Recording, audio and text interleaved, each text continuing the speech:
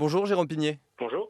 La Chine est déjà un partenaire économique majeur du Niger, principalement dans les secteurs de l'énergie. Les gisements d'Agadem sont exploités par un groupe pétrolier chinois qui a également construit une raffinerie à Zinder. Entreprise chinoise qui mène aussi des travaux de construction du barrage de Kandaji sur le fleuve Niger. On sait que depuis le coup d'État du 26 juillet, le Nigeria voisin du Niger a coupé l'électricité dont il dépend énormément. Les chantiers énergétiques que je viens de vous évoquer, est-ce que ça peut être un moyen pour le Niger de s'affranchir de la dépendance énergétique vis-à-vis de son voisin? Écoutez, à très court terme, certainement pas. Ce à quoi on assiste finalement, c'est un positionnement, je dirais somme toute assez classique d'un partenaire qui est la Chine, d'un partenaire évidemment prioritaire comme vous l'avez dit, mais comme d'autres, parce qu'on est dans un contexte où les enjeux économiques en termes d'investissement direct sur le territoire national sont essentiels, parce qu'on rappelle dans le contexte du coup d'État, la CEDEAO a mis en place des sanctions très fortes qui aujourd'hui fragilisent vraiment directement les communautés et les populations. Donc évidemment, le rôle des partenaires comme la Chine, qui veut se positionner en tant que médiateur sur cette crise, ou l'Algérie, qu'on a entendu ces dernières semaines évoquer des propositions sur des transitions à court terme. Je dirais que chaque partenaire et force en présence essaye de se positionner avec des avantages comparatifs, que ce soit dans le domaine politique, diplomatique, énergétique, donc stratégique évidemment.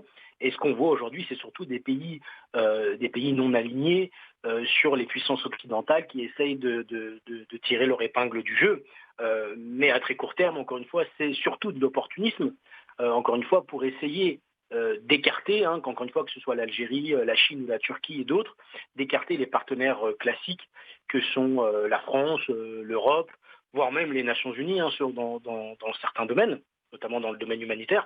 Donc il faut y voir surtout une diplomatie économique dans un moment de grande volatilité où la priorité de la Chine n'est pas, ou encore une fois, ou de l'Algérie, comme je le disais, ou d'autres partenaires, la priorité n'est pas de subvenir aux besoins des populations, mais véritablement d'avoir un ancrage local, un ancrage territorial et des leviers d'influence en considérant que de toute façon, pour eux, leur position, même s'ils ne le disent pas clairement, c'est d'aller vers une transition le plus rapidement possible, de ne pas avoir ce retour à l'ordre constitutionnel, de ne pas avoir le retour du président Bazoum. Donc la priorité de ces partenaires, c'est surtout pas aujourd'hui de préserver l'ordre constitutionnel et le retour en place en fonction du président Bazoum.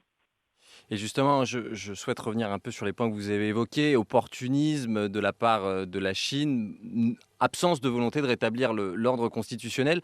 On a l'impression que tous ces points-là s'inscrivent justement dans une stratégie plus globale de la part de Pékin qui, on le sait, c'est déjà bien implanté sur le continent africain et qui mène justement une forme de, je ne vais pas dire colonialisme parce que ce ne serait pas le terme adapté, mais en tout cas de pression économique sur certains États africains qui, par exemple, en offrant des infrastructures, en sachant pertinemment que ces États seront incapables de payer les traites ou les dettes contractées à l'égard de la Chine.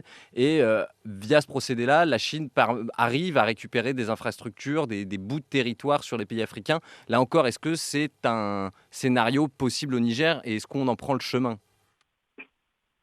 On n'en prend pas le chemin à partir du moment où on est toujours dans des discussions, plus dans des tractations politiques et diplomatiques avec tout d'abord la CEDEAO, la communauté économique des pays d'Afrique de l'Ouest, qui menace encore une fois les putschistes d'une intervention militaire. Donc pour l'instant, évoquer le rôle et les intérêts de la Chine, c'est une chose, mais les voir se positionner davantage, pour l'instant, cela relève euh, potentiellement d'une politique fiction, parce que aujourd'hui, le débat, c'est est-ce qu'on va avoir un retour à l'ordre constitutionnel ou pas. Et ça participe évidemment de la politique de la Chine, la politique d'influence de la Chine au Niger, au Sahel, plus largement en Afrique de l'Ouest et sur l'ensemble du continent. Et c'est cette bataille géopolitique qu'on observe à distance sur le continent, tel qu'on a pu l'observer il y a quelques décennies lors de la période de la guerre froide. Mais aujourd'hui, c'est vrai que tous ces tumultes dans la zone sahélo-saharienne et qui commencent à avoir des conséquences sur la stabilité de toute l'Afrique de l'Ouest, évidemment, on a l'impression, alors non pas d'un retour en arrière, mais en tout cas, on a véritablement des pays qui veulent se positionner à un moment où, comme je le disais, des partenaires classiques, notamment la France, sont fragilisés, sont contestés. Mais ce qui est sûr, c'est que historiquement, la relation de ce type de partenaire, hein, et il y en a d'autres, elle n'est pas, la relation, elle n'est pas aussi profonde. Il n'y a pas, évidemment, il bénéficie du fait qu'il n'ait pas de passé colonial, mais oui, on peut s'interroger sur est-ce que c'est pas une nouvelle forme ou une forme de néocolonialisme, parce qu'encore une fois, on n'a jamais vu les Chinois ou d'autres s'intéresser en priorité aux intérêts et à la sécurité humaine des populations. Et c'est là où les États de la sous-région doivent véritablement savoir ce qu'ils veulent faire et avec qui pour stabiliser la sous-région. Mais pour l'instant, on l'a bien vu qu'en matière de coopération, c'est pas la Chine ou d'autres qui ont été les leaders. Même s'il y a beaucoup de choses à redire de manière générale sur la coopération Nord-Sud, on se rend bien compte qu'aujourd'hui, c'est par opportunisme aussi et dans un moment de grande fragilité de certains équilibres que la Chine et d'autres se positionnent.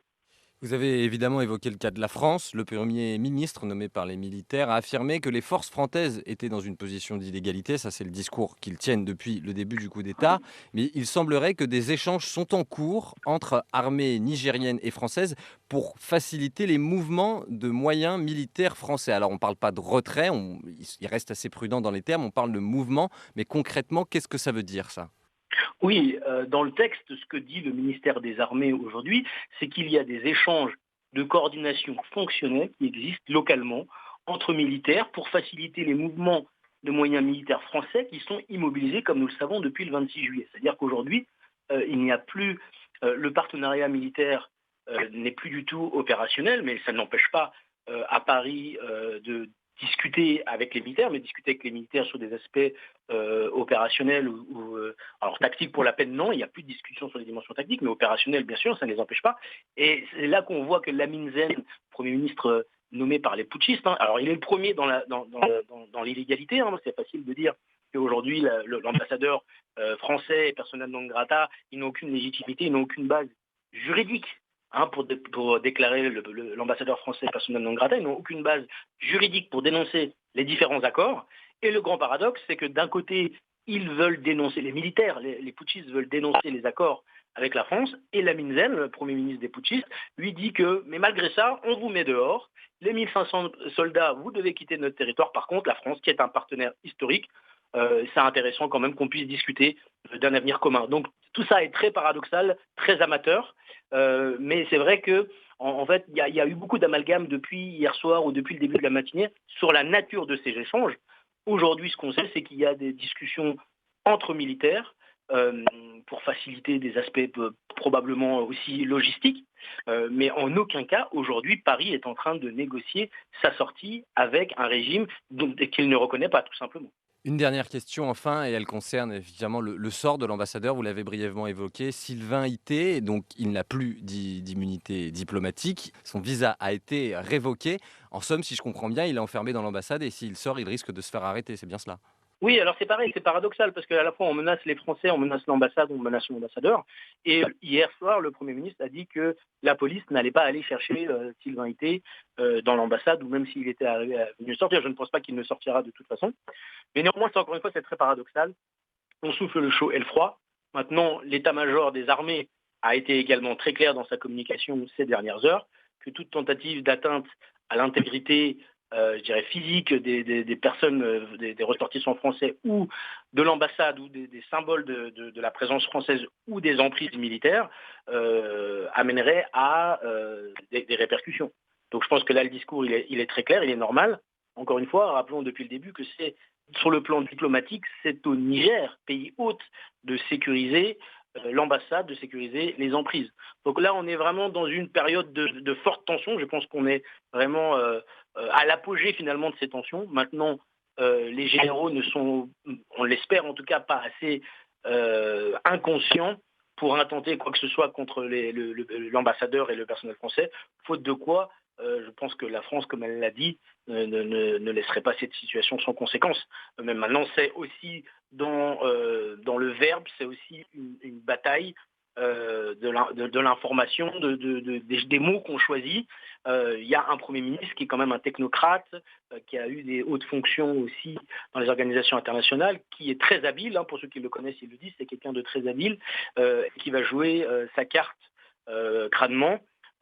Maintenant, il reçoit quand même des ordres de la part de la junte, et c'est là qu'on voit aujourd'hui les limites de cette collaboration et ce que moi j'appelle amateurisme du moment.